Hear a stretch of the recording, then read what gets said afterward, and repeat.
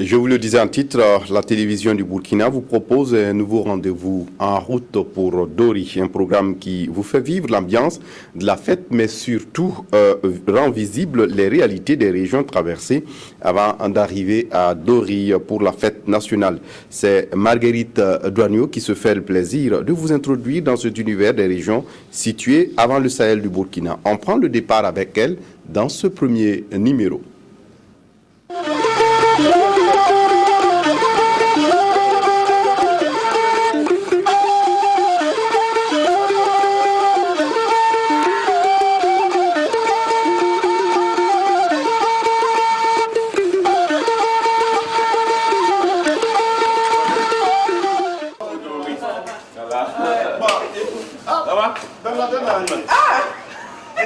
C'est Bento qui fait mes lancements. Parce que c'est lui qui fait mes lancements. C'est pas que l'enlèvement.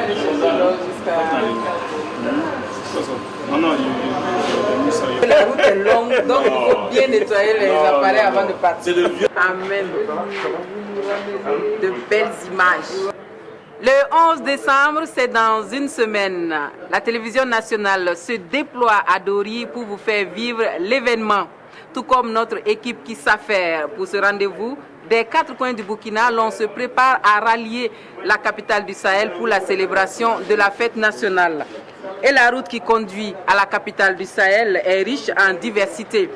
En route pour Dori, nous aurons l'occasion d'apprécier ce riche potentiel sur cet axe à travers l'histoire, la religion, l'élevage, l'agriculture ou encore l'orpaillage. La capitale où nous nous remémorons tout d'abord la date historique du 11 décembre. Nous passerons par le plateau central, ensuite par le centre nord pour arriver au Sahel en route pour Dori. Et si vous êtes prêts, suivez-nous.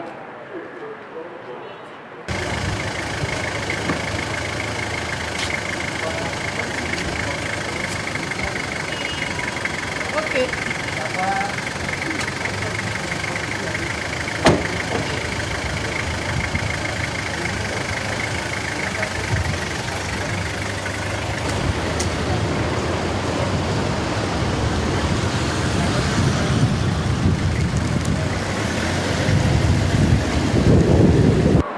C'est ici que Maurice Yameogo a proclamé l'indépendance de la Haute-Volta le 5 août 1960. C'est cette date que nous commémorons le 11 décembre, la fierté d'un pays indépendant, l'amour de ce pays riche de sa culture, de ses valeurs, la prise de conscience collective de notre responsabilité face aux défis de développement. Revisitons donc l'histoire du Burkina Faso à travers des lieux chargés de symboles, des souvenirs, des places, des bâtiments, de l'histoire de notre pays. Dans ce voyage du Burkina Faso à la Haute-Volta ou de la Haute-Volta au Burkina Faso, Adjima David Tombiano a choisi l'un des témoins clés de l'histoire de notre pays. Le fondateur et directeur de publication de l'Observateur Palga, Edouard Ouedraogo. Suivons Adjima David Tombiano donc.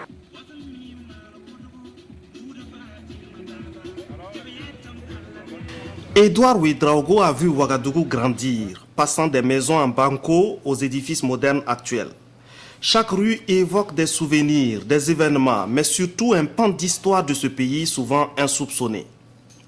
L'actuel siège de Ecobank est construit sur le site des anciens bureaux du Cercle, là où travaillait le commandant de Cercle.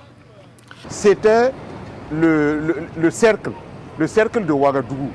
Et jusqu'à l'indépendance, c'était évidemment une bâtisse en banco. Et vous savez, le Moronaba habite un peu plus loin.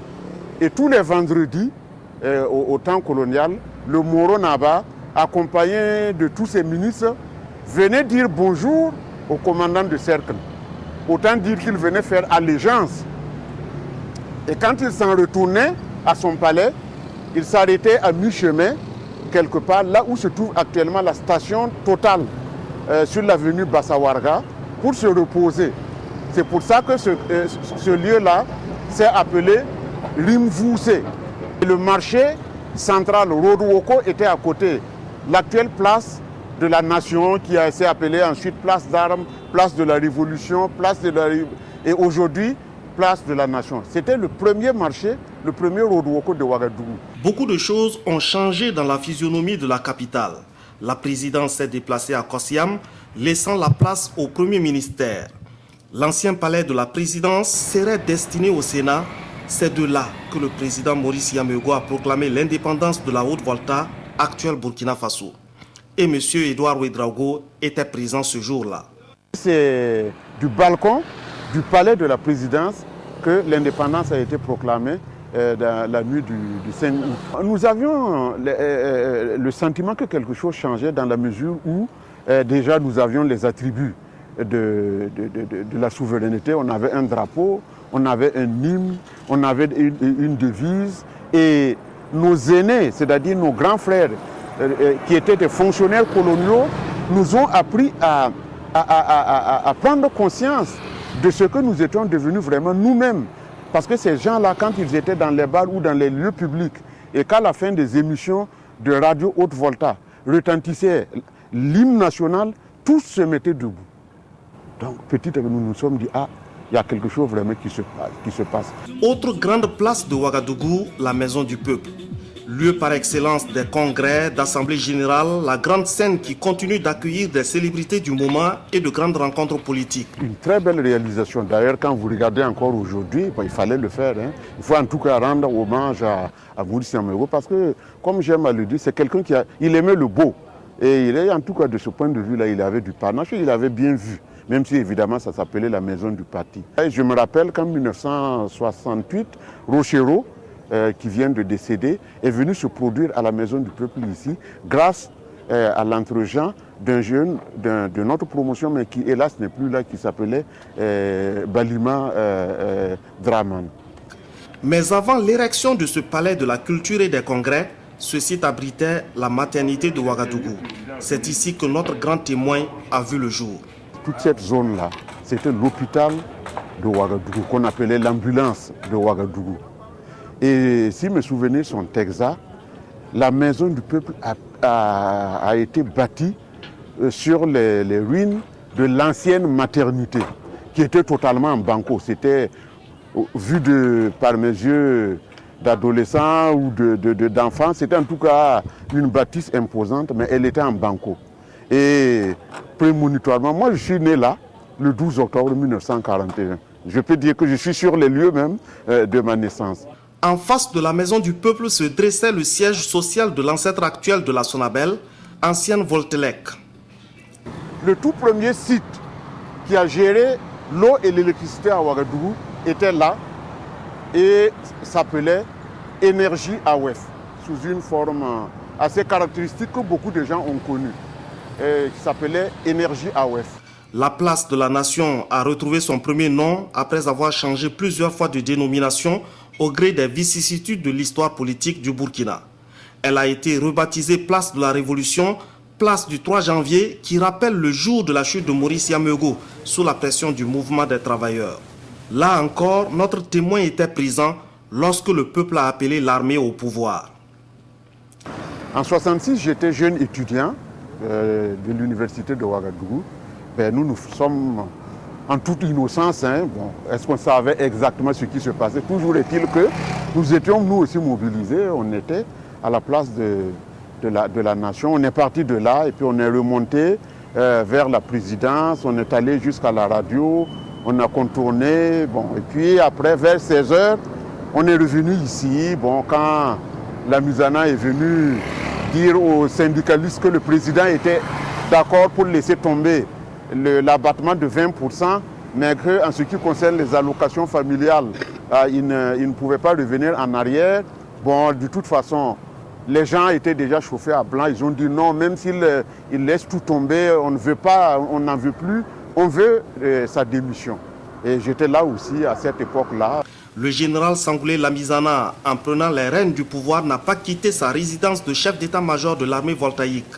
La simplicité et la modestie de l'homme d'État frappent encore M. Ouédraogo. Même président, on lui a demandé à un moment donné de rejoindre le palais de la présidence, mais l'homme était d'une modestie légendaire et il n'a jamais, en 14 ans de pouvoir, il s'est toujours contenté de son logement de chef d'état-major des forces armées voltaïques. Vous savez qu'à l'époque, les problèmes sécuritaires n'étaient pas aussi corsés qu'aujourd'hui. Même à son lieu de travail, on montait, on redescendait comme on voulait. un seul édifice a gardé sa physionomie d'antan, le siège actuel de la grande chancellerie des ordres burkinabés. C'était le siège du pacte de défense de l'Union africaine et malgache qui avait pour secrétaire général Salfo Albert Balima, auteur de Légendes et histoires des peuples du Burkina Faso. En 1903, je crois que ça doit être en février 1963, il y a eu une grande réunion de tous les pays de l'UAM à Ouagadougou. C'est ça d'ailleurs qui a relancé, qui a en fait boosté le début, l'urbanisation de la ville, les bitumages, etc., la modernisation. Et ce bâtiment a été construit pour abriter un organisme qui a été créé à Ouagadougou et qui était chargé de connaître des problèmes de défense. Bien d'autres endroits sont chargés d'histoire, mais nous nous arrêtons là aujourd'hui en espérant les visiter avec vous très prochainement.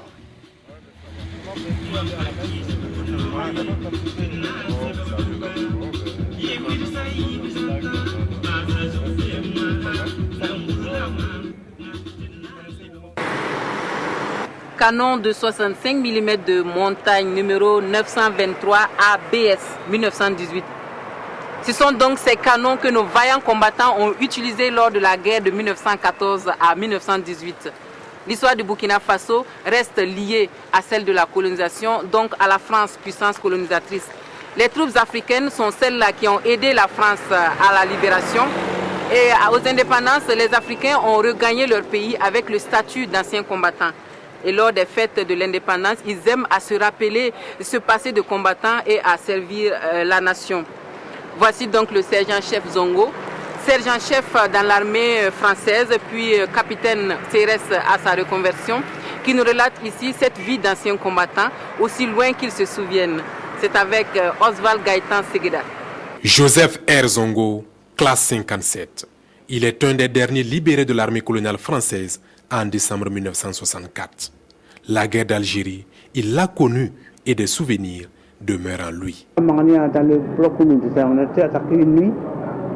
Mais Dieu merci, comme le bloc avait une épaisseur de 60 et quelque chose en béton, ils n'ont pas pu nous déloger, mais nous avons réussi à les faire partir. Et on a demandé l'artillerie qui était à 10 km de nous.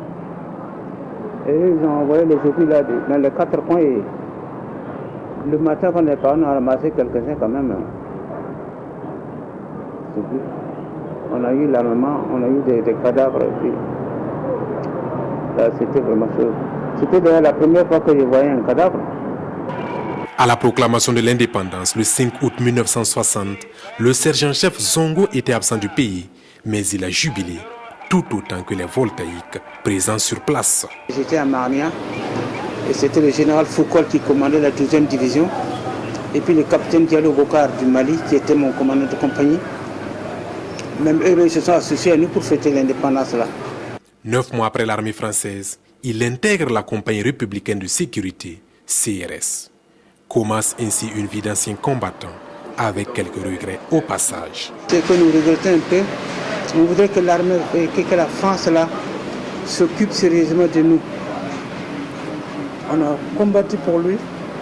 Maintenant qu'on a pris la retraite là, les avantages que nos camarades ont en France là, nous on n'en a pas ça. On aurait souhaité qu'une voiture sur le même pied d'égalité que les Français. Ils peuvent malgré tout compter sur la délégation aux anciens combattants qui joue en quelque sorte le rôle de syndicat. Sa mission principale, c'est la défense des intérêts matériels et moraux des anciens combattants et anciens militaires. Nous servons donc de relais entre ces anciens combattants et le consulat de France ou la pairie de France qui s'occupe de tous ces aspects de pension. Pour Zongo, le 11 décembre n'est rien d'autre qu'une fierté et une opportunité pour le pays. Le 11 décembre là, nous pouvons le comparer au 14 juillet où on fête, on boit, on danse. Et par la suite encore le 11 décembre, il y a beaucoup de choses qui se réalisent même dans notre pays ici. Ancien combattant, capitaine CRS à la retraite, il se souvient douloureusement de la crise militaire de 2011. On l'a vécu avec tristesse. Parce que c'est la première fois que nous voyons une armée qui se rebelle comme ça. Ils n'ont épargné personne, civil, leurs camarades de service même, ils ont fait du mal. Donc ça là, nous ne souhaitons pas encore revoir cette situation-là au Burkina Faso. Malgré tout, l'avenir doit s'envisager sereinement et pourquoi pas en chanson. Allons enfants de la patrie, le jour de gloire est arrivé.